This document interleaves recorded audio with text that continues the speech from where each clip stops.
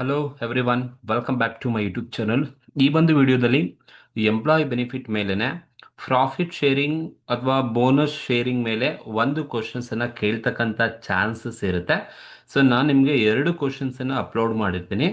ಕರೆಕ್ಟಾಗಿ ನೋಡ್ಕೊಳ್ಳಿ. Easy ಇರ್ತಕ್ಕಂಥದ್ದೇ profit sharing ಅಥವಾ ಬೋನಸ್ ಶೇರಿಂಗ್ ಅನ್ನ ಮಾಡ್ತಕ್ಕಂಥದ್ದು ಎಂಪ್ಲಾಯ್ ಬೆನಿಫಿಟ್ ಅಲ್ಲೇ. ಒಂದು ಕ್ವಶನ್ಸ್ ಅನ್ನ ನೀವು ಎಕ್ಸ್ಪೆಕ್ಟ್ ಮಾಡ್ಬೋದು ಸೆಕ್ಷನ್ ಬಿ ಅಥವಾ ಸೆಕ್ಷನ್ ಸಿಗೆ. ಯಾವ ತರ ಆನ್ಸರ್ಸ್ ಅನ್ನ ಮಾಡಬೇಕು, ಕ್ವಶನ್ಸ್ ಹೇಗಿರುತ್ತೆ ಅಂತ ನಾನು ನಿಮಗೆ ಈ ಒಂದು ವಿಡಿಯೋದಲ್ಲಿ ತಿಳಿಸ್ಕೊಡ್ತೀನಿ.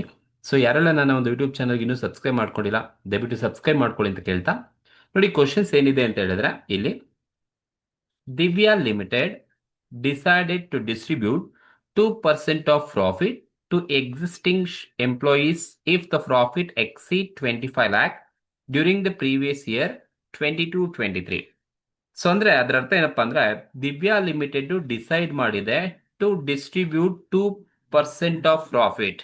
2% ಆಫ್ ಪ್ರಾಫಿಟ್ ಅನ್ನ ಡಿಸ್ಟ್ರಿಬ್ಯೂಟ್ ಮಾಡ್ತೀನಿ ಅಂತ ಹೇಳಿದ್ರೆ ಬೋನಸ್ ಆಗಿ ಪ್ರಾಫಿಟ್ ಅನ್ನ ಶೇರ್ ಮಾಡ್ತೀನಿ ಅಂತ ಅರ್ಥ. ಟು ಇಟ್ಸ್ ಎಕ್ಸಿಸ್ಟಿಂಗ್ ಎಂಪ್ಲಾಯೀಸ್, ಆ ಕಂಪನಿ ಇರ್ತಕ್ಕಂಥ ಎಕ್ಸಿಸ್ಟಿಂಗ್ ಎಂಪ್ಲಾಯಿಗೆ ಡಿಸ್ಟ್ರಿಬ್ಯೂಟ್ ಮಾಡಬೇಕು ಅಂದ್ಕೊಂಡಿದ್ದಾರೆ.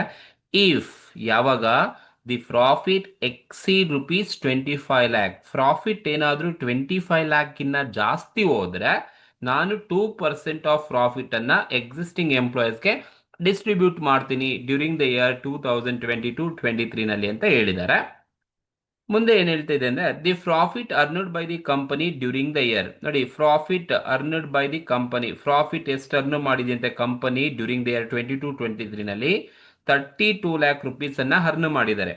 ಅವ್ರು ಏನ್ ಹೇಳಿದ್ದು, ನನ್ನ ಕಂಪನಿ ಏನಾದ್ರೂ 25 ಲಕ್ಷ ಪ್ರಾಫಿಟ್ ಇನ್ನ ಎಕ್ಸೀಡ್ ಆದ್ರೆ, 25 ಅಥವಾ ಅದಕ್ಕಿಂತ ಜಾಸ್ತಿ ಬಂದ್ರೆ ನಾನು 2% ಆಫ್ ಪ್ರಾಫಿಟ್ ಅನ್ನ ಡಿಸ್ಟ್ರಿಬ್ಯೂಟ್ ಮಾಡ್ತೀನಿ ಅಂತ ಹೇಳಿದ್ರು. The profit earned by the company during the year, ಆ ಒಂದು ವರ್ಷದಲ್ಲಿ ಕಂಪನಿ ಎಷ್ಟು ಪ್ರಾಫಿಟ್ ಅರ್ನ್ ಮಾಡಿದೆ ಅಂದ್ರೆ 32 lakh ಅನ್ನ ಅರ್ನ್ ಮಾಡಿದೆ ಅಂತ ಹೇಳಿದ್ದಾರೆ. Determine total employee benefit cost, ಎಷ್ಟು ಟೋಟಲ್ ಎಂಪ್ಲಾಯಿ ಬೆನಿಫಿಟ್ ಕಾಸ್ಟ್ ಬರುತ್ತೆ ಡಿಟರ್ಮೈನ್ ಮಾಡಿ. And present in the accounting books, present ಅಂದ್ರೆ ಜರ್ನಲ್ ಎಂಟ್ರೀಸ್ ಅನ್ನ ಬರಿಬೇಕು, ಅಕೌಂಟಿಂಗ್ ಎಂಟ್ರೀಸ್ ಅನ್ನ ಬರೆದು ತೋರಿಸಿ as per Indian accounting standard 19 ಪ್ರಕಾರ ಅಂತ ಹೇಳಿದ್ದಾರೆ. ನೋಡಿ, ಈ ಒಂದು ಕ್ವಶನ್ಸ್ ಇರೋದು ಎಂಪ್ಲಾಯ್ ಬೆನಿಫಿಟ್ ಮೇಲೆ. ಇಂಡಿಯಾಸ್ 19 ಅಂದ ತಕ್ಷಣ ಎಂಪ್ಲಾಯ್ ಬೆನಿಫಿಟ್ ಅಂತ ಅರ್ಥ ಆಗಬೇಕು. ಇಲ್ಲಿ ಪ್ರಾಫಿಟ್ ಶೇರಿಂಗ್ ಮೇಲೆ ಇರ್ತಕ್ಕಂಥದ್ದು, ಪ್ರಾಫಿಟ್ ಅಥವಾ ಬೋನಸ್ ಶೇರಿಂಗ್ ಅಂತ ಕರಿತೀವಿ. ಶಾರ್ಟ್ ಟರ್ಮ್ ಎಂಪ್ಲಾಯ್ ಬೆನಿಫಿಟ್ಸ್ ಅಲ್ಲೇ ಪ್ರಾಫಿಟ್ ಅಥವಾ ಬೋನಸ್ ಶೇರಿಂಗ್ ಮೇಲೆ ಇರ್ತಕ್ಕಂಥದ್ದು. ಅಕೌಂಟಿಂಗ್ ಎಂಟ್ರೀಸ್ ಅನ್ನ ತೋರಿಸಿ ಅಂತ ಹೇಳಿದ್ದಾರೆ. ಸೊ ನೋಡಿ, ಈ ತರ ಕ್ವಶನ್ಸ್ ಕೊಟ್ಟಾಗ ಫಸ್ಟ್ ನೀವೇನ್ ಮಾಡ್ಬೇಕಪ್ಪ ಅಂದ್ರೆ ಎಂಪ್ಲಾಯ್ ಬೆನಿಫಿಟ್ ಎಷ್ಟು ಬರುತ್ತೆ ನಾವು ಕ್ಯಾಲ್ಕುಲೇಷನ್ಸ್ ಅನ್ನ ಮಾಡಬೇಕಾಗುತ್ತೆ, ಮೆಜರ್ಮೆಂಟ್ ಅನ್ನ ಮಾಡಬೇಕಾಗುತ್ತೆ. ಹಾಗೆ ಫಸ್ಟ್ ನೀವೇನ್ ಮಾಡ್ಬೇಕಪ್ಪ ಅಂತ ಹೇಳಿದ್ರೆ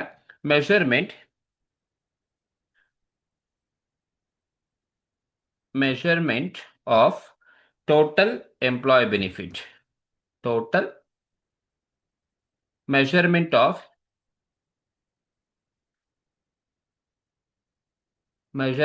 of total employee benefit. First ನೀವು ಈ ತರ ಕ್ವಶನ್ಸ್ ಪ್ರಾಫಿಟ್ ಶೇರಿಂಗ್ ಅಥವಾ ಬೋನಸ್ ಶೇರಿಂಗ್ ಕೊಟ್ಟಾಗ ಫಸ್ಟ್ ನೀವು ಮೆಜರ್ಮೆಂಟ್ ಮಾಡಬೇಕು ಟೋಟಲ್ ಎಂಪ್ಲಾಯ್ ಬೆನಿಫಿಟ್ ಎಷ್ಟು ಬರುತ್ತೆ ಅಂತ. ಆಮೇಲೆ ನೀವು ಜರ್ನಲ್ ಎಂಟ್ರೀಸ್ ಅನ್ನ ಪಾಸ್ ಮಾಡಬಹುದು. ನೋಡಿ, ಹೇಗೆ ಮೆಜರ್ಮೆಂಟ್ ಮಾಡ್ತೀರಾ ಅಂತ ಹೇಳಿದ್ರೆ, ಮೆಜರ್ಮೆಂಟ್ ಅನ್ನ ಹೇಗೆ ಮಾಡೋದಪ್ಪ ಅಂತ ಹೇಳಿದ್ರೆ, so employee benefit equals profit earned by the company, profit earned by the company into bonus percentage. Profit earned by the company into bonus percentage ಮಾಡಿದ್ರೆ ನಿಮಗೆ ಎಷ್ಟು ಎಂಪ್ಲಾಯ್ ಬೆನಿಫಿಟ್ ಅಂತ ಸಿಗುತ್ತೆ. ಸೊ ಈಗ ನೋಡಿ, profit earned by the company ಅವರೇ ಕೊಟ್ಟಿದ್ದಾರೆ. ಎಷ್ಟು ಪ್ರಾಫಿಟ್ ಅರ್ನ್ ಮಾಡಿರೋದು ನೋಡಿ, ಅವ್ರು ಎಸ್ಟಿಮೇಟ್ ಮಾಡೋದು ತಗೋಬೇಡಿ, ಎಷ್ಟು ಅರ್ನ್ ಮಾಡಿದ್ದಾರೆ ಅದನ್ನ ನೋಡ್ಕೊಳ್ಳಿ. ಅವ್ರು ಹೇಳಿದ್ದು 25 ಲಕ್ಷ ಬಂದ್ರೆ ನಾನು ಬೋನಸ್ ಕೊಡ್ತೀನಿ ಅಂತ ಅರ್ಥ. 25 ಲಕ್ಷಕ್ಕಿಂತ ಜಾಸ್ತಿ ಬಂದ್ರೆ ಅರ್ನ್ ಮಾಡಿರೋದು ಕಂಪನಿ ಆ ಒಂದು ವರ್ಷದಲ್ಲಿ ಎಷ್ಟು ಅರ್ನ್ ಮಾಡಿದ್ದಾರೆ ಇಲ್ಲಿ ಕೊಟ್ಟಿದ್ದು ನೋಡಿ. ಅರ್ನ್ಡ್ ಬೈ ದಿ ಕಂಪನಿ ಎಷ್ಟು ಪ್ರಾಫಿಟ್ ಅನ್ನು ಅರ್ನ್ ಮಾಡಿದ ಕಂಪನಿ 32 lakh ಅರ್ನ್ ಮಾಡಿದ್ದಾರೆ. ಹಾಗಾಗಿ profit earned by the company 32 lakh into bonus percentage, ಎಷ್ಟು ಬೋನಸ್ ಅಂತ ಕೊಡ್ತಾ ಇರೋದು, ಅವ್ರು ಎಷ್ಟು ಪ್ರಾಫಿಟ್ ಪರ್ಸೆಂಟೇಜ್ ನ ಶೇರ್ ಮಾಡ್ತಾರಂತೆ 2% ಆಫ್ ಪ್ರಾಫಿಟ್ ಅನ್ನ ಶೇರ್ ಮಾಡ್ತೀನಿ ಅಂತ ಹೇಳಿದ್ರು. ಹಾಗಾಗಿ 2% ಆಫ್ ಪ್ರಾಫಿಟ್ ಇದೆ 32 lakh ಮೇಲೆ ಇಂಟು ನೀವು 2% ಮಾಡಬೇಕು. 2% ಮಾಡಿದ್ರೆ ನಿಮ್ಗೆ ಎಷ್ಟು ಬರುತ್ತಪ್ಪ ಅಂತ ಹೇಳಿದ್ರೆ 32 lakh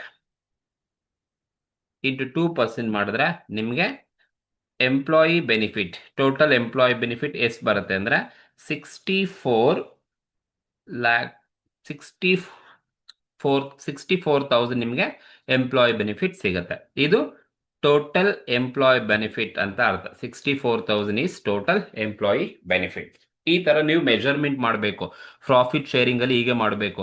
ಎಷ್ಟು ಅರ್ನ್ ಮಾಡಿದೆ ಕಂಪನಿ ಇಂಟು ಎಷ್ಟು ಬೋನಸ್ ಪರ್ಸೆಂಟೇಜ್ ಅನ್ನ ಕೊಡ್ತಾ ಇದೆ. 32 ಲ್ಯಾಕ್ ಮೇಲೆ ನೀವು 2% ಮಾಡಿದ್ರೆ ಸೊ ನಿಮಗೆ ಎಷ್ಟು ಸಿಗುತ್ತಪ್ಪ ಅಂತ ಹೇಳಿದ್ರೆ 64,000 ಆಸ್ ಎ ಬೋನಸ್ ಆಗಿ ಸಿಗುತ್ತೆ. ಅದನ್ನ ಎಂಪ್ಲಾಯಿ ಬೆನಿಫಿಟ್ ಅಂತ ಕರಿತೀವಿ. ಸೊ ಇದಕ್ಕೆ ನೀವು ಅಕೌಂಟಿಂಗ್ ಎಂಟ್ರೀಸ್ ಅನ್ನ ಬರೀಬೇಕು. ಸೊ ನೋಡಿ, ಇಲ್ಲಿ ಪ್ರೆಸೆಂಟೇಷನ್ಸ್ ಅನ್ನ ಕೇಳಿದ ಅಕೌಂಟಿಂಗ್ ಟ್ರೀಟ್ಮೆಂಟ್ ಅನ್ನ ಮಾಡ್ಬೇಕಾದ್ರೆ ಈ ತರ ಹಾಕೊಳ್ಳಿ. Year, particulars, ledger folio, debit, credit ಹಾಕೊಳ್ಳಿ. ಸೊ ಮೊದಲು ನೀವೇನ್ ಮಾಡ್ಬೇಕು ಅಂದ್ರೆ 22-23ಗೆ ಬೋನಸ್ ಅನ್ನ ಕೊಡ್ತಾ ಇರೋದು. ಇಯರ್ ಕೊಟ್ಟಿದ್ದಾರೆ, ಹಾಗಾಗಿ 22-23 ತಗೋಬೇಕು. 2022 ಏನಂತ ನೀವು ಜನರಲ್ ಎಂಟ್ರಿ ಬರೀಬೇಕಪ್ಪ ಅಂದ್ರೆ ಎಂಪ್ಲಾಯಿ ಬೆನಿಫಿಟ್ ಕೊಡ್ತಾ ಇದ್ದಾರೆ 64,000 ಎಂಪ್ಲಾಯಿ ಬೆನಿಫಿಟ್ ಕೊಡಬೇಕು, ಪ್ರಾಫಿಟ್ ಬೋನಸ್ ಬಂದಿರೋದು. ಹಾಗಾಗಿ ಫಸ್ಟ್ ನೀವು 64,000 ಎಂಪ್ಲಾಯಿ ಬೆನಿಫಿಟ್ ಬಂದಿರೋದಕ್ಕೆ ನೀವು ಜನರಲ್ ಎಂಟ್ರೀಸ್ ಅನ್ನ ಬರೀಬೇಕು. ಏನಂತ ಬರೀಬೇಕಪ್ಪ ಅಂತ ಹೇಳಿದ್ರೆ employee benefit account, employee benefit account debited to provision for bonus account. ಇದು ಒಂದು journal entry. Employee benefit account data to provision for bonus ಅಂತ. ಎಷ್ಟು ಬೋನಸ್ ಇರೋದು, ಬೋನಸ್ ಅಂದ್ರೆ ನಾವಿಲ್ಲಿ ಫೈಂಡ್ ಔಟ್ ಮಾಡಿದೀವಿ ನೋಡಿ, ಎಂಪ್ಲಾಯಿ ಬೆನಿಫಿಟ್ ಅದೇ ಬೋನಸ್ ಅನ್ನ ಪಾರ್ಟ್ ಆಫ್ ಪ್ರಾಫಿಟ್ ಅನ್ನ ಡಿಸ್ಟ್ರಿಬ್ಯೂಟ್ ಮಾಡ್ತಾ ಇರೋದು 64,000 ಇರ್ತಕ್ಕಂಥದ್ದು. ಸೊ ಹಾಗಾಗಿ ಡೆಬಿಟ್ ಕಾಲಮ್ ಅಲ್ಲಿ 64,000 ಅಂಡ್ ಕ್ರೆಡಿಟ್ ಕಾಲಮ್ ಅಲ್ಲಿ 64,000 ತಗೋಬೇಕು. ಸೊ ಇದು provision for bonus, employee benefit account data to provision for bonus ಅಂತ ತಗೋಬೇಕು. ಯಾಕಂದ್ರೆ ಫಸ್ಟ್ ನಾವು ಪೇಮೆಂಟ್ ಮಾಡೋ ತೋರಿಸುವ ಫಸ್ಟ್ ಅಕ್ರೂಡ್ ಆಗಿರೋದಕ್ಕೆ ಬರೀಬೇಕು, ಆಮೇಲೆ ಪೇಮೆಂಟ್ ಆಗಿರೋದಕ್ಕೆ ಬರೀಬೇಕು. ಸೊ ನರೇಶನ್ ಏನ್ ಬರೀತೀರಾ ಅಂದ್ರೆ being share of profit accrued recorded.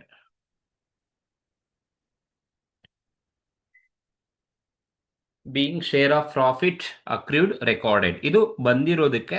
So first ನೀವು ಟೋಟಲ್ ಏನು ಮೆಜರ್ಮೆಂಟ್ ಮಾಡಿರ್ತೀರಲ್ಲ ಆ 64,000 ಏನು ಬಂದಿದೆ ಅದಕ್ಕೆ ಜರ್ನಲ್ ಎಂಟ್ರಿ ಬಂದಿರೋದಕ್ಕೆ ಬರೀಬೇಕು ಬೋನಸ್. ಹಾಗಾಗಿ employee benefit account debited to provision for bonus account 64,000 being share of profit accrued record ಅಂತ ತೋರಿಸ್ತೀವಿ. ನೆಕ್ಸ್ಟ್ ನೀವೇನ್ ಮಾಡ್ತೀರಾ ಅಂದ್ರೆ ಈ 22-23 ನಲ್ಲಿ ಏನು ಬೋನಸ್ ಬಂದಿರುತ್ತೆ ಅದನ್ನ ನಾವು ನೆಕ್ಸ್ಟ್ ಇಯರ್ ಅಲ್ಲಿ ಪೇಮೆಂಟ್ ಅನ್ನ ಮಾಡ್ತಕ್ಕಂಥದ್ದು. ಹಾಗಾಗಿ 2023-24 ಅಲ್ಲಿ ಪೇಮೆಂಟ್ ಮಾಡಿರ್ತೀವಿ.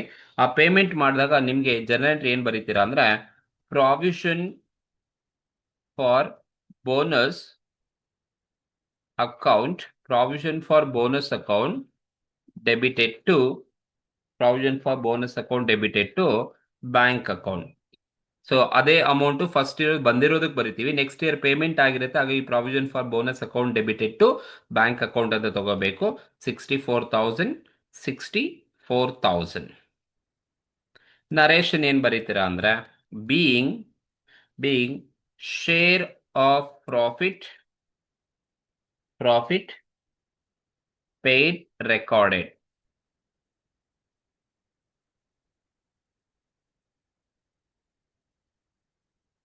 Share of profit paid recorded ಇದು ಎರಡನೇ ಜನರಲ್ ಎಂಟ್ರಿ ಇರ್ತಕ್ಕಂಥದ್ದು. ಇಷ್ಟು ಮಾಡಿದ್ರೆ ನಿಮಗೆ 4 ಮಾರ್ಕ್ಸ್ ಕೊಡ್ತಾರೆ.